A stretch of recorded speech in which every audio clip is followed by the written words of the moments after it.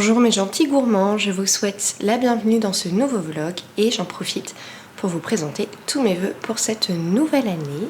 La chance dans tout ce que vous essaierez de mettre en place, la santé avant tout et puis la joie au quotidien avec vos proches dans tout ce que vous ferez.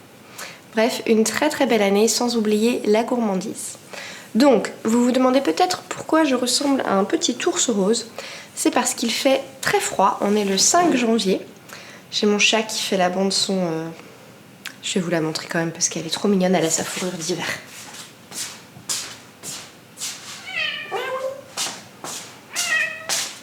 Voilà. J'ai mon gros pull parce qu'il fait bien froid, il fait 2-3 degrés et je peux reprendre mon rythme de marche. Pendant les vacances, tout ça, ça a été mis en pause parce que on n'est pas chez soi, parce qu'on est en famille et tout ça. Sauf que le corps, là, n'est pas très content. Avec la scoliose, ça n'aide pas, donc j'ai pas mal de douleurs qui sont gênantes. Et ça me dit, Pauline, reprends une bonne hygiène de vie. Donc on va aller faire 1 heure de marche, on va aller voir la mer. Et ensuite, je vais faire des étirements. Et le programme, c'est rangement du bureau, qui est un peu utilisé, je dois le dire, comme pièce où je range toutes les choses que je ne sais pas où mettre quand il y a du monde dans la maison. Donc bon, c'est pas le souk, mais c'est pas non plus ultra joli là. Et puis on va se mettre sérieusement à l'écriture du livre, enfin au chemin de fer. Je vais vous expliquer tout ça dans quelques séquences pour vous. Le chemin de fer du livre, c'est toute son organisation. Et on va faire ça dès aujourd'hui parce que c'est très important, je pense, psychologiquement, que je sois dans le livre pour le premier jour de travail de l'année. L'une de mes résolutions, c'est de ne pas trop partir dans des discussions interminables, enfin des monologues puisque je parle toute seule, quand je fais ces vlogs. Donc je vais tout de suite aller mettre mon manteau et mes chaussures.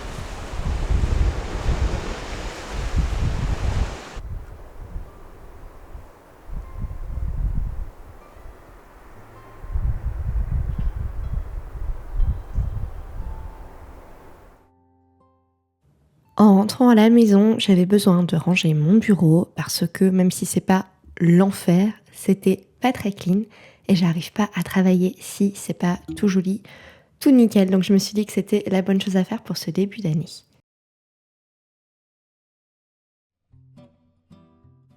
J'ai remarqué depuis plusieurs années que début janvier, j'ai vraiment besoin d'ouvrir les tiroirs, de faire face au bazar accumulé et de cleaner quoi. Donc dans toute la maison. J'ai commencé par mon bureau parce que c'est, on se dit, plus productif, mais je pense que toute la maison va y passer. Est-ce que je suis seule? Dites-le moi en commentaire. En tout cas, je pense pas que ce soit une mauvaise habitude à avoir.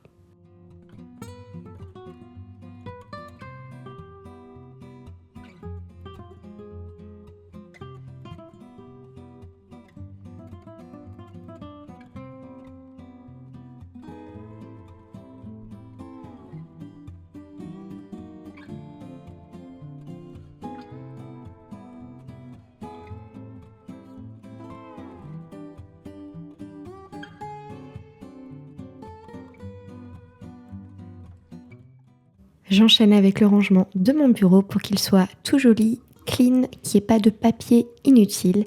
Et la jolie petite boîte de rangement là que vous voyez couleur lilas, je l'ai trouvée chez Action il y a quelques semaines et je la trouve très pratique parce qu'il y a plein de petits compartiments différents pour ranger les stylos. C'est l'heure d'accrocher mon calendrier de chez Caro from Woodland. J'ai été étonnée parce que je l'ai montré sur Insta et il y avait encore des personnes qui ne connaissaient pas Caro from Woodland. Comment est-ce possible?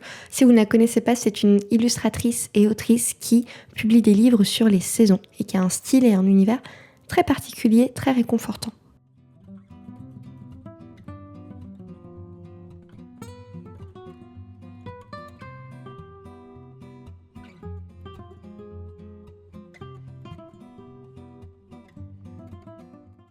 J'aime bien utiliser des produits à base de cire d'abeille pour nettoyer le bois. Ça me rappelle ma maman qui faisait ça, qui fait encore ça dans sa maison. C'est une odeur d'enfance.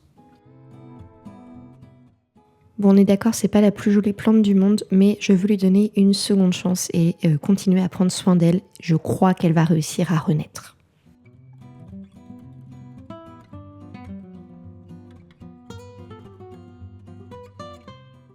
Cette tasse magnifique vient de chez Danone et elle célèbre le règne de la reine Elisabeth. Bien sûr, je ne bois jamais dedans. Vous le savez peut-être, j'ai eu un robot de chez Roborock au mois de décembre qui m'a été offert pour une collaboration et je dois dire qu'il m'a été hyper utile pendant les vacances de décembre. Il est silencieux, efficace, rapide. Je l'adore.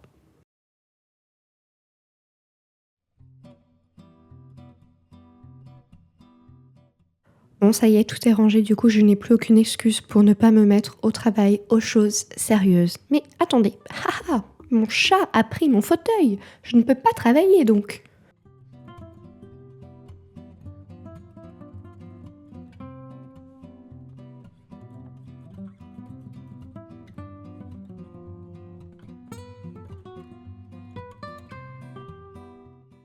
C'est presque vexant comme elle se débarrasse de mes caresses immédiatement.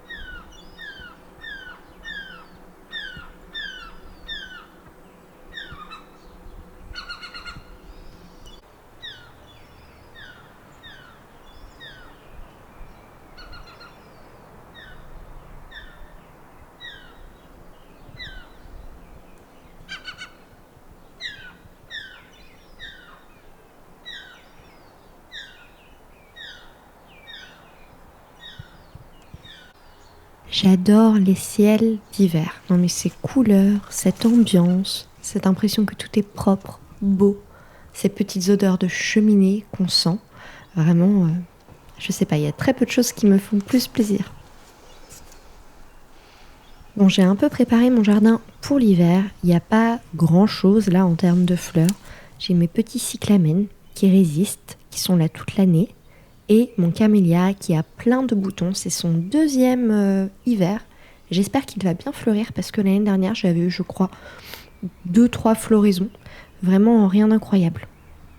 Et j'ai mes petits bulbes plantés l'année dernière qui refleurissent. Donc ça, c'est une grande joie.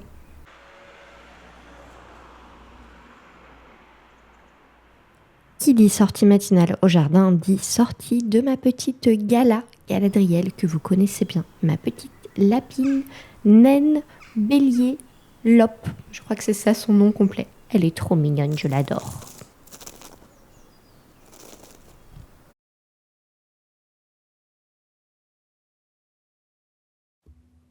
Je voulais vous parler de l'avancée du livre. Alors là, ce que j'ai sous les yeux, c'est la proposition de chemin de fer que m'a faite ma graphiste, Pauline. Le chemin de fer, qu'est-ce que c'est? C'est l'organisation du livre de A à Z, en fait, du moment où vous ouvrez la page qui suit la couverture jusqu'à ce que vous refermiez le livre.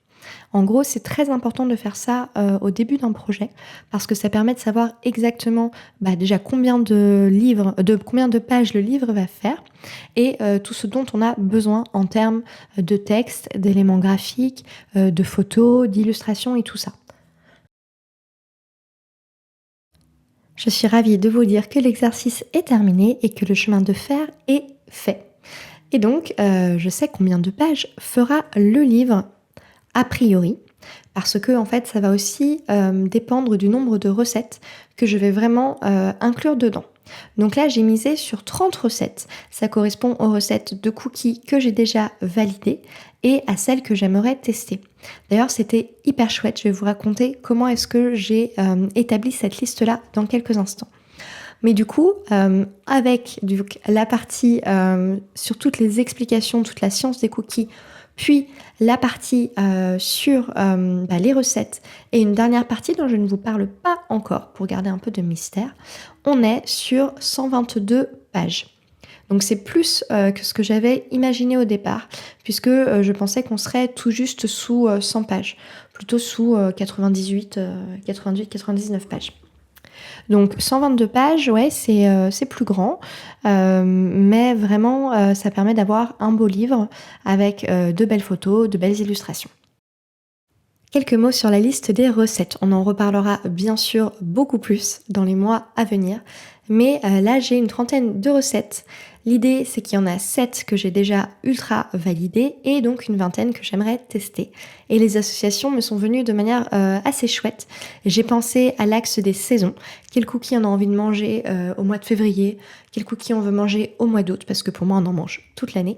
Et j'ai aussi eu l'idée d'un axe géographique. Je ne vous en dis pas plus pour le moment, mais je pense que ça pourra donner lieu à de très belles recettes. Et donc là, la prochaine mission, ça va être de mettre en place un planning pour que je puisse tester toutes ces recettes, enfin les créer et les valider ou non dans les mois à venir.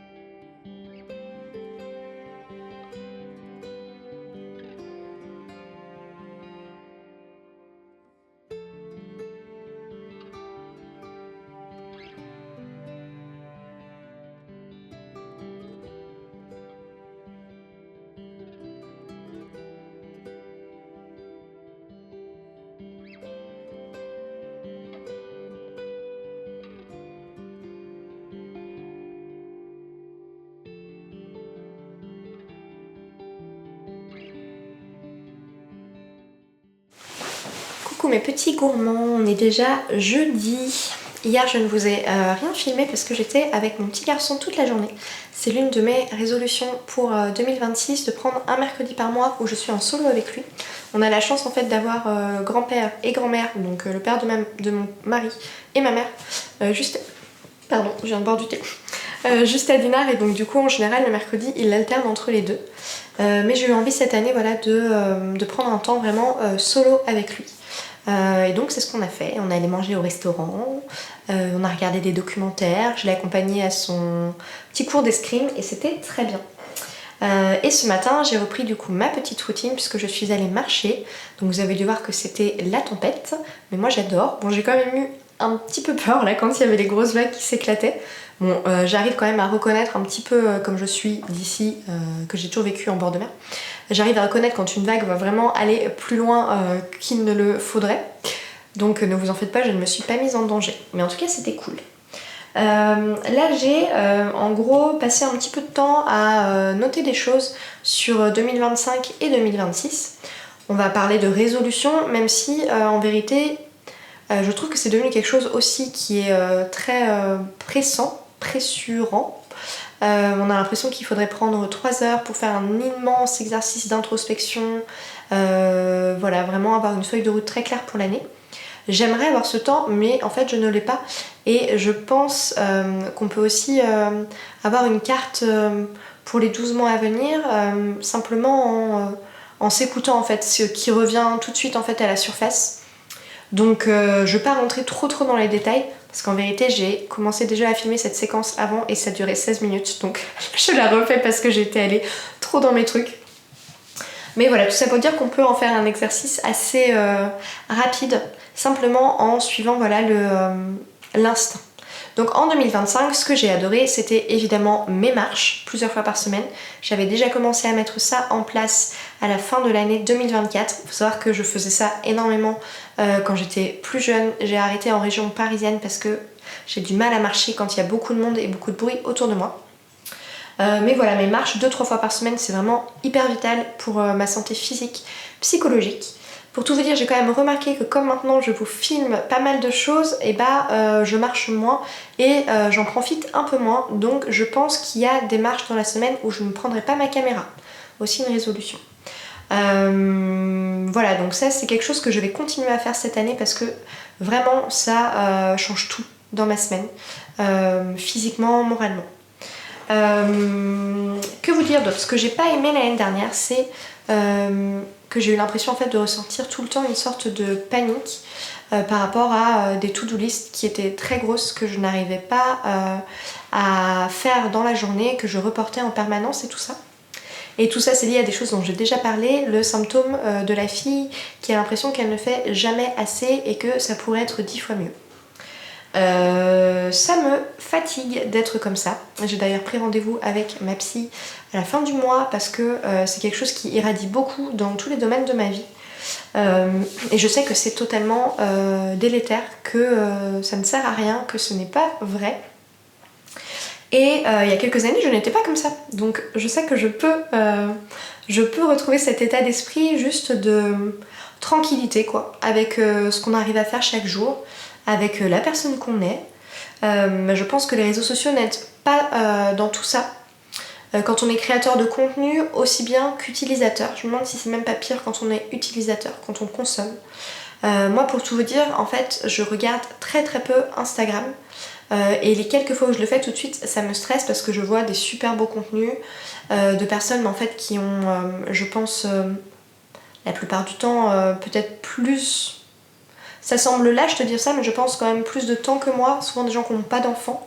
Enfin bon, on peut pas en fait savoir comment vivent les gens, ça se trouve, je me fourvoie. Toujours est-il que le résultat c'est que ça me stresse beaucoup. Et donc je consomme de moins en moins Instagram et en fait c'est ok. Donc voilà, j'ai pas envie cette année de continuer avec cet état d'esprit, de presque me décevoir chaque jour, de ne pas avoir fait les 8 choses que j'avais mis sur ma liste, qui sont des choses à chaque fois très différentes, dans plein de domaines différents. J'ai envie de prendre en fait plus le temps de me dire chaque semaine mon objectif c'est ça, ça ou ça, un ou deux objectifs, des choses peut-être plus de fond. que la production de contenu par exemple pour Instagram ne soit pas si dominante dans l'emploi du temps. Et je pense en fait que ça ira mieux si j'arrive juste à être plus précise voilà, sur les choses que je veux atteindre dans la semaine. Plutôt que de me dire ok il y a 7 heures, 8 heures de travail dans la journée, il faut qu'il y ait un truc différent à chaque ligne horaire en fait. Je pense que vous voyez ce que je veux dire parce qu'à mon avis on est assez nombreux dans ce cas. Donc voilà, en finir avec ça et je pense que pour m'aider là-dedans, il y a la question de la routine qui est assez importante. Je sais pas pour vous, mais moi quand j'étais étudiante, élève, même en primaire, collège, lycée, avoir un emploi du temps c'est quelque chose que j'aimais bien en fait. Parce que le temps il était bien réparti, c'était une bonne machine qui était bien huilée.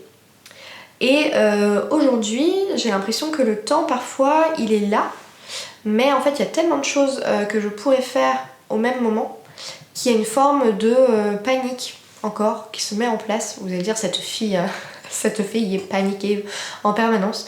Et vous voyez ce petit sentiment d'urgence en fait qui paralyse la prise de décision. Et donc je me suis dit en fait mettre en place une routine très claire et qui ne change pas beaucoup. C'est quelque chose je pense qui va bien m'aider. Donc par exemple le lundi, je sais qu'il va y avoir 2 heures consacrées au chant. Le mardi, il va y avoir 1 heure de marche.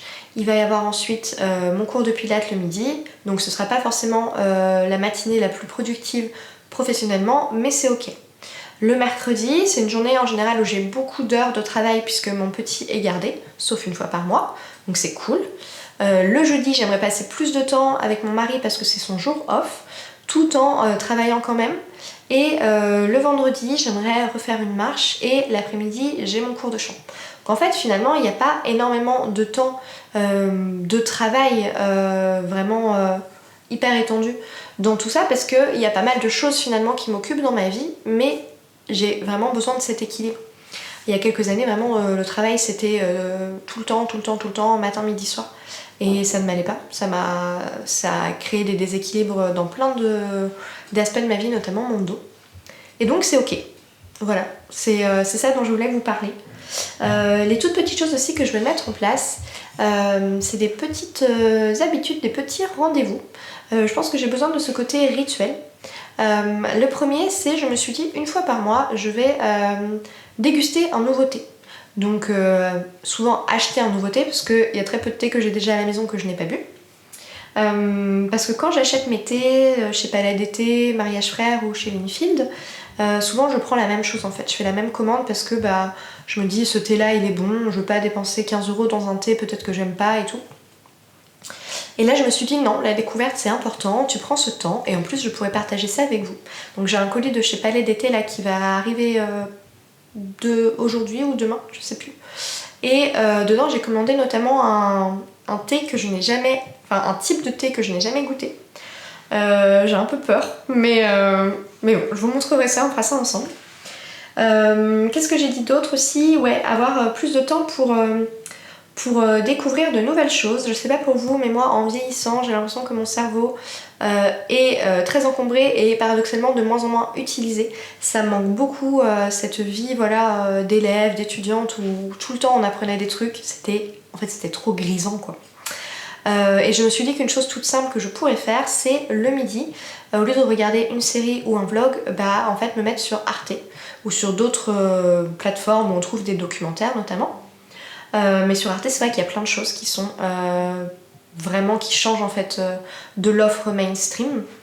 Sachant que des séries, j'en regarde régulièrement le soir avec mon mari, donc j'ai pas non plus besoin de regarder le midi et le soir. Et ma pause repas ne dure en général pas plus d'une demi-heure, donc je trouve que le format docu c'est pas mal.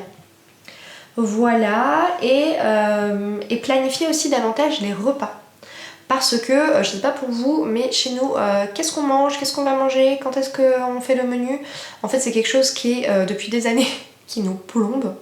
Et là on a téléchargé le 1er janvier une appli dont on nous a parlé qui s'appelle Family Wall et qui permet de regrouper au même endroit tous les trucs de la vie de famille, les listes en tout genre, les budgets, les calendriers, les photos, les menus et tout. Et en fait ça m'aide vachement de prendre 20 minutes, bon ça fait qu'une semaine qu'on l'utilise mais j'ai l'impression que c'est déjà révolutionnaire, 20 minutes pour noter en fait ce qu'on va manger. C'est hyper tranquillisant. Donc voilà les petites choses dont je voulais vous parler.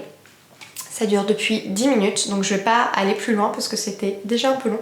Mais vous dites-moi voilà ce que vous avez envie de mettre en place pour cette année, les choses que vous avez remarquées vous aidaient l'année dernière ou au contraire ne vous aidez pas. En tout cas, rien n'est fatal, rien ne doit être subi, les choses peuvent changer. Ça j'en suis persuadée. C'est vrai que ça demande de l'énergie de créer de nouvelles habitudes, ça demande d'y croire, d'avoir confiance en soi, mais on peut tous y arriver. C'était ma note d'espoir. Sur ce, je vais boire mon thé et je vais me mettre au travail et je vous retrouve bientôt pour vous parler des petites choses que j'adore en ce moment et vous parler aussi des avancées sur le livre. Coucou mes petits gourmands, on est vendredi et c'est la tempête dehors. Peut-être que chez vous aussi, du coup je n'ai pas beaucoup dormi cette nuit parce que ça faisait un raffut pas possible.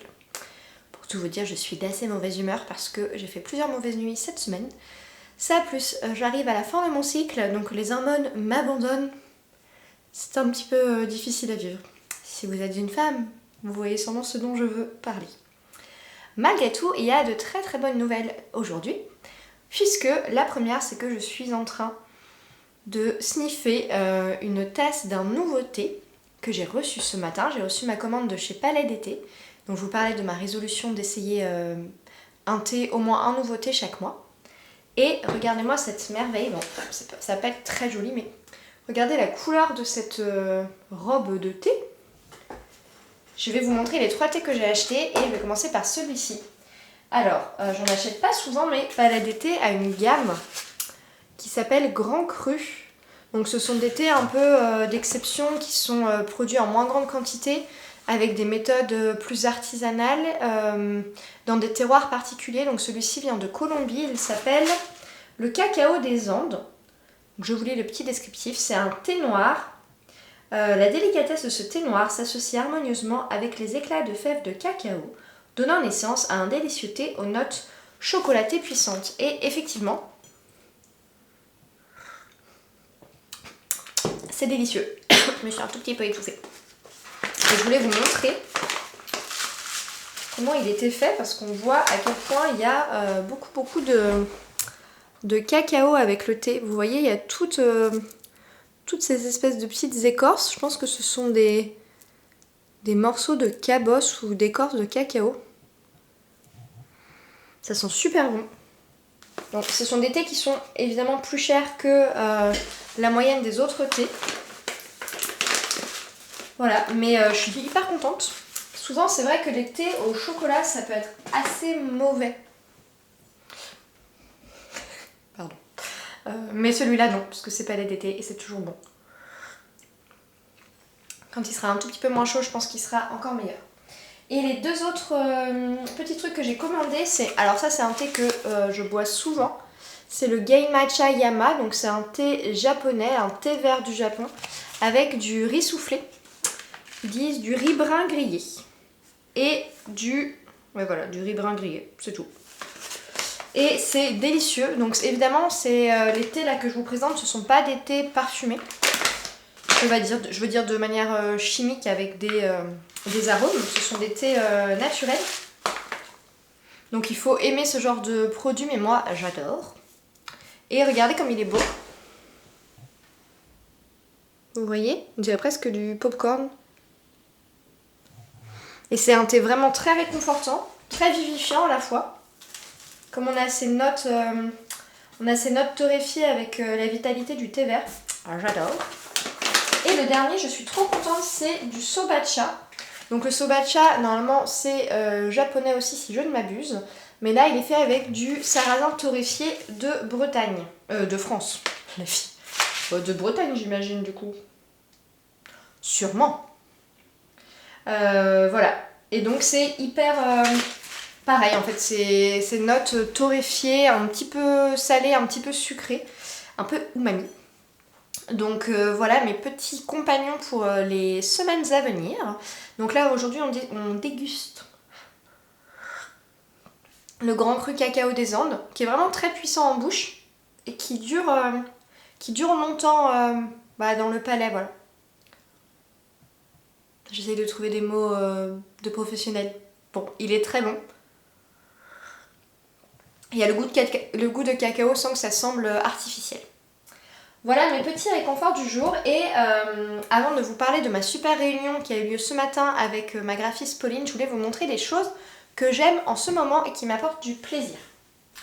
La première, c'est un autre thé que j'adore, que j'achète peut-être une fois par an, parce qu'il est un petit peu onéreux. C'est le Milky Blue Absolu de chez Mariage Frères. Alors, Mariage Frères appelle les thés bleus, les thés qu'en général on appelle les oolongs. Donc ce sont des thés semi-fermentés qui en général sont en feuilles entières roulées. Et voilà, c'est des thés à part entre les thés verts et les thés noirs. Vous voyez les... oh là là. Franchement, je crois que c'est mon thé préféré au monde. Les feuilles sont entières et elles sont roulées. Je sais pas comment vous les montrer de la meilleure manière. Et donc dans la boîte, on a que ça. Faut pas que tout finisse par terre. Oui, voilà. Moi, je m'en tire pas trop mal. Il y en a une qui est tombée. C'est que des feuilles entières et il l'appelle le milky parce que le processus de fermentation, donc il n'y a pas de lait dedans pour aromater, le processus de fermentation va permettre de développer des notes lactées vraiment très puissantes. Et ce qui est top avec les thés oolong, c'est que comme ils sont fermentés, enfin semi-fermentés, ils sont très pauvres en théine et donc on peut les boire assez tard dans la journée. Je sens le métal. Ça n'a aucun sens. Bref, c'est mon thé préféré, je l'adore. Alors je le bois peu souvent, j'essaye de faire durer la boîte. Et quand j'en bois, je préfère utiliser de l'eau minérale. Donc il faut d'ailleurs que j'aille en acheter parce que je n'en ai pas. Parce que c'est mieux en fait quand on boit des bons thés. J'aurais dû faire ça aussi avec le Grand Cru, d'avoir de l'eau minérale. Évidemment de respecter les températures et les durées d'infusion aussi. Un autre petit truc, c'est un bouquin que j'ai commencé la semaine dernière et que j'ai eu du mal à poser. Je l'ai acheté tout à fait par hasard il y a plusieurs mois en faisant mes courses. Donc C'était notre terre de Kathleen Grissom et ça raconte l'histoire d'une personne qui a vécu. Donc c'est un roman historique qui se base sur la vie de Crow Mary. Donc Crow Mary, c'était la fille d'un chef indien de la tribu des Crows, donc à la fin du 19e siècle, et ça raconte un peu, pas toute sa vie, mais on va dire à peu près 15 ans de sa vie, entre le moment où elle va se marier avec donc un marchand blanc, et juste après sa trentaine en fait, et ce qui va se passer pendant ces 15 années.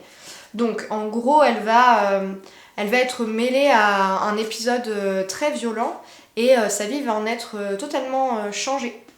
C'est hyper intéressant. J'ai adoré ce livre parce que c'est une femme forte, totalement autonome, indépendante, qui n'a peur de rien. Vraiment très très inspirante. Ça raconte aussi une partie de l'histoire que je connais très très mal. D'ailleurs, ça m'a donné vraiment envie de plus lire de livres sur ce qui s'est passé en Amérique, donc avec les Amérindiens. Je sais pas si c'est le bon mot. J'ai peur de faire un faux pas. Mais en tout cas, les différentes tribus indiennes. Et j'ai commencé aussi à regarder cette semaine le premier épisode de la série Yellowstone qui parle donc du Montana, parce que c'est là-bas qu'en fait on a vraiment des grandes étendues sauvages et assez préservées. Enfin moins évidemment qu'à l'époque où il n'y avait pas de colons. Mais voilà, ça raconte un petit peu les particularités de ces terres sauvages où il y a par exemple de très très grands ranchs. Bon, ça se trouve vous êtes hyper au fait, moi pas du tout. Je raconte ça un peu de manière maladroite, mais en tout cas ça m'a vraiment donné envie de plus m'informer sur tout ça. Donc j'ai adoré ce bouquin. Ensuite j'ai eu un cadeau à Noël que j'avais mis sur ma liste. que j'avais vu à Paris quand je me baladais avec Pauline, ma graphiste, dans une librairie. Il s'appelle Des fleurs toute l'année. C'est un très très beau livre sur le jardinage qui en fait donne beaucoup d'informations. Je vous montre un peu le sommaire. Pour avoir un jardin fleuri toute l'année. Donc en fonction des différents types de plantes, les vivaces, les bulbes, les remontants, etc. Leur période de floraison. Et ça explique aussi ce que moi je cherchais, comment créer en fait des massifs fleuris qui soient qui aient l'air naturel, enfin qui aient l'air un peu sauvage, mais tout en étant totalement maîtrisé, beau et tout ça. Donc ça mêle de très belles photos, vous voyez, avec quelques planches illustrées, donc où elle explique comment créer, j'essaye de retrouver les pages illustrées, voilà. Comment créer des massifs. Alors j'aurais voulu qu'il y ait plus de pages comme ça, en fait il n'y en a pas assez je trouve. Il y en a, composer un massif, il y en a 1, 2, 3, 4, je crois qu'il y en a 4 ou 5. Ouais, il y en a 4. J'aurais franchement voulu qu'il y en ait plus parce que c'est la partie qui m'intéressait le plus. Et à la fin, on a plein d'espèces de fleurs, enfin de variétés de fleurs, et en fonction des saisons. Donc pour essayer d'avoir un beau mélange dans son jardin. Donc un super joli livre. Et enfin, je voulais un peu vous parler musique. Vous me direz si cette partie du vlog vous intéresse. D'abord en vous parlant d'un pianiste que je connais depuis plusieurs années parce que on a la chance de le voir se produire régulièrement à Saint-Malo. En fait, il a un piano nomade sur roulette qu'il balade pour jouer en extérieur. Il s'appelle Björn Gottschall, il est allemand je crois d'origine, mais il parle parfaitement français, il vit en France et tout ça. Il a un léger accent, c'est tout. Et c'est magnifique. C'est totalement magnifique ce qu'il compose, bon je peux pas vous faire écouter. Ça c'est un album qui a 3 ou 4 ans qui s'appelle Murmure Nomade, mais il en a sorti un nouveau cette année que je vous recommande. Vous pouvez le trouver sur les plateformes d'écoute de musique très facilement, voilà. Je vous montre son nom. Donc vraiment des très très belles mélodies au piano et sur celui-là il reprend notamment des comptines pour enfants. Bateau sur l'eau, les petits poissons et tout ça. Et sans transition, j'aimerais vous parler de ce qu'on s'est dit avec ma graphiste ce matin, puisqu'on avait une réunion de travail. Je vois que j'ai plein de poils de chat sur mon pull, c'est super, vous voyez sûrement ça en mode très précis, puisqu'en plus il est noir. Alors avec Pauline, aujourd'hui on a finalisé la charte graphique du livre. Et le chemin de fer, voilà c'est ça qu'on a fait, et les prochaines étapes, là, le rétro-planning, jusque en gros début mi-février. Et je suis trop contente parce que notamment on a un tout petit peu modifié la palette de couleurs initiale en y associant une nouvelle nuance. Je voudrais bien vous montrer mais je crois qu'elle ne m'a pas encore envoyé la nouvelle version PDF. Attendez, je vais regarder. Ah si c'est bon, je vais pouvoir vous montrer. Trop bien. Et on a travaillé sur des petits détails aussi de mise en page parce que là l'idée c'était d'avoir des maquettes de pages qui soient validées pour les plus grandes parties du livre. Donc je pense que le livre sera, je sais que le livre va être en 3 parties. Une première partie sur toute la science des cookies, tous les ingrédients, les procédés de fabrication, la cuisson. Donc c'est des choses que vous avez déjà dans mon livret numérique sur les cookies si vous l'avez. Une deuxième partie avec toutes les recettes. Donc je sais plus ce que je vous ai déjà dit, si je vous l'ai déjà dit qu'il y aura a priori environ 30 recettes. Donc j'en ai plein que j'ai imaginé les associations, les combinaisons de saveurs. Il faut que je les crée et que je les teste et que je les valide ou pas. Donc ça ce sera la grosse deuxième partie. Et il y aura une troisième partie sur, on va dire, l'art de la dégustation où je vais mêler on va dire tout ce que j'aime, c'est-à-dire la vaisselle, le thé, mais aussi comment, par exemple, comment offrir ses cookies, etc. Donc je vous en dis pas trop. En fait, je sais pas trop ce que je peux exactement vous montrer, pas vous montrer. J'ai envie de vous faire envie, donc il faut que je vous montre des choses. On va voir. Ah, je suis trop excitée de vous montrer ça. Donc je vais pas vous montrer trop de choses, mais je vais vous montrer au moins ça. Donc ça c'est une partie de la charte graphique qui parle de la palette. Donc ce sont toutes les couleurs qu'on va retrouver dans le livre. Poudre, blush, jaune beurre, orange cannelle, chocolat au lait, vert amande et vert anglais. Et comment elles vont s'associer sur différentes pages. On a aussi choisi les typographies. En fait vous les voyez toutes les trois là. Et ça fonctionne hyper bien quand on les met sur des exemples de pages. Donc ça c'était une première proposition de maquette de page, mais ça a beaucoup changé, donc ça ne ressemblera pas vraiment à ça. Mais vous voyez, on voit bien comme, je sais pas ce que vous voyez exactement, attendez, est-ce que je peux vous zoomer un petit peu? Voilà, c'est un peu mieux je pense pour vous. On voit bien comment fonctionnent les polices ensemble, ça marche hyper bien. Donc je vous montre un petit exemple de page. Alors ça a pas mal changé depuis... avec ce qu'on a dit ce matin avec Pauline, mais que vous voyez un petit peu comment ça va fonctionner. Voilà, donc franchement j'aimerais bien vous montrer comment ce sera après notre réunion de travail, après tout ce qu'on a décidé, mais bah, il faut que vous soyez un petit peu patient, et moi aussi. Mais j'ai trop hâte.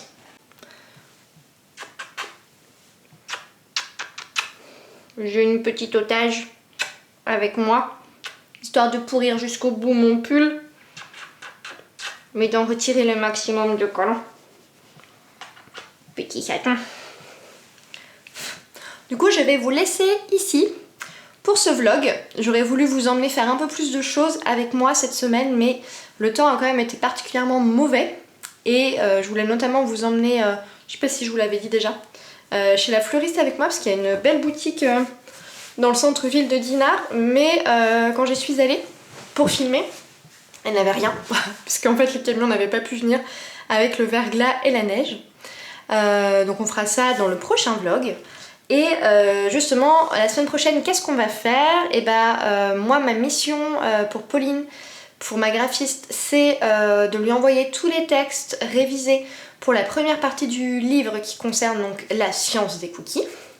Il faut que je fasse vraiment mon planning de recettes de cookies, donc la trentaine de recettes, quand est-ce que je les teste, quand est-ce que je les photographie, voilà, sur un temps assez limité. Bon, l'inconvénient d'avoir des chats et de leur faire des câlins, c'est qu'on a tout le temps envie d'éternuer. Voilà, j'ai aussi fait cette semaine, je vous l'ai peut-être pas dit, j'ai fait la liste de toutes les photos que je dois prendre, puisque donc maintenant que j'ai mon chemin de fer, la construction du livre de A à Z, je sais exactement où est-ce qu'il faut des photos, de quel type, etc. Donc peut-être que la semaine prochaine on va aussi commencer les tests de recettes de cookies, et je vais aussi faire des recettes pour mes abonnés Patreon.